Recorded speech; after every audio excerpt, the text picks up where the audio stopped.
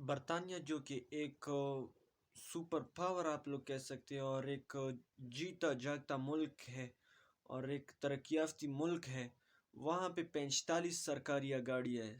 کتنی؟ صرف 45 سرکاری گاڑیاں ہیں جو سرکار کے فنڈ سے اور جو عوام کے ٹیکس سے صرف 45 گاڑیاں چلتی ہیں۔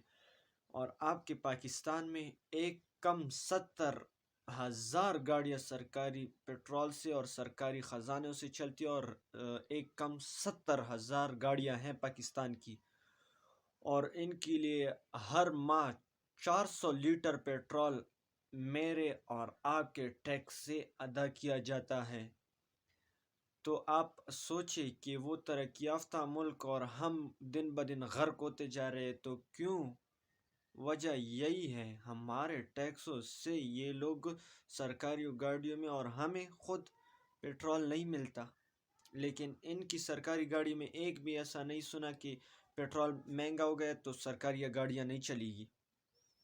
عمران خان آیا، عمران خان نے کہا کہ سرکاری جو میرے ساتھ گاڑیاں ہیں وہ میں ختم کرنے والا ہوں، تو لوگوں نے بھی کہا کہ یار ہاں یہ تو سرکاری گاڑی جتنی بھی ہے اس کے ساتھ ایک دو ہوں گی، لیکن نہیں، دھوکہ دے گیا، اس کے ساتھ پھر ہے۔ صرف میں عمران خان کی بات نہیں کر رہا، سب کی میں بات کر رہا ہوں، جو سیاستدان ہیں، جو سرکاری گاڑیاں ہیں، ایک ای سی ہوگا یا ڈی سی ہوگا یا معمولی قسم کا سرکاری آفیسر ہوگا، اس کے ساتھ 3 گاڑیاں آگے ہوگی، 3 گاڑیاں پیچھے ہوگی، میرے اور آپ کے ٹیکس پہ چلتی ہوں گی، اور جب اس سے بات کرنے کے لیے آپ سامنے آؤ گے یا اس سے بات کرو گے تو آپ کو اتنا ایٹیٹیوڈ دکھائے گا اور آپ کے ساتھ اس انداز میں باتیں کرے گا کہ آپ کئی افغانستان تو چلے، وہ بھی آج کل ترقی میں ہے، افغانستان سے پیچھے جو ملک پاکستان سے پیچھے اور کوئی ملک ہے ہی نہیں۔ پاکستان میں بھی گئی گزری جو شہر ہیں وہاں سے تعلق رہتے ہو، ایسا آپ کے ساتھ رویہ اختیار کرتا ہے، اور آپ کے ٹیکس سے ایک 2 روپے والی ٹافی ہے، اس پہ بھی آپ 1 روپے کا ٹیکس دیتے ہیں، میں اور آپ دیتے ہیں، آپ کو ہی کہہ رہا ہوں، آپ کو، اس پہ میں 2 روپے کی ٹافی پہ میں 1 روپے ٹیکس دیتا ہوں، تو وہ کس کے خزانے سے آتا ہے؟ تو وہ کس کہاں جاتا ہے؟ تو ان لوگوں کے پیٹرول کا اور ان کا پروٹوکول آپ اپنے ملک میں محفوظ نہیں ہے، اپنے ملک میں آپ محفوظ نہیں ہے۔ دیکھیں، اگر سرکاری ملازم اپنے ساتھ گارڈ رکھتا ہے تو کیوں رکھتا ہے، یا پروٹوکول رکھتا ہے تو کیوں رکھتا ہے؟ اپنے ایسے کام کیوں ہوں گے نا کہ آپ کو اپنی جان کی فکر ہے؟ اگر آپ سیدھے سادے بندے ہو، سیدھے سادے جو کام آپ کو حکومت کی طرف سے حوالے کیا گیا، اگر آپ وقت پہ کرتے ہو، کرپشن نہیں کرتے، دوسروں کا حق نہیں کھاتے، ایک بندے کو سزا ملنی چاہیے، آپ اس کو نہیں دینی چاہیے، آپ اپوزٹ دوسری کو دیں گے، تو وہ تو جب کل کو جیل سے نکلے گا تو آپ کو ٹھوکے گا نا، آپ کو سر پہ ٹھوکے گا، آپ کو یہاں پہ ٹھوکے گا۔ کیوں ٹھوکے گا؟ کیونکہ آپ نے غلط جگہ پہ غلط فیصلہ کیا ہے، تو آپ کو اس لیے جان کی فکر ہوتی ہے، اور آپ نے اس لیے اپنے ساتھ اتنا پروٹوکول لگایا ہوتا ہے۔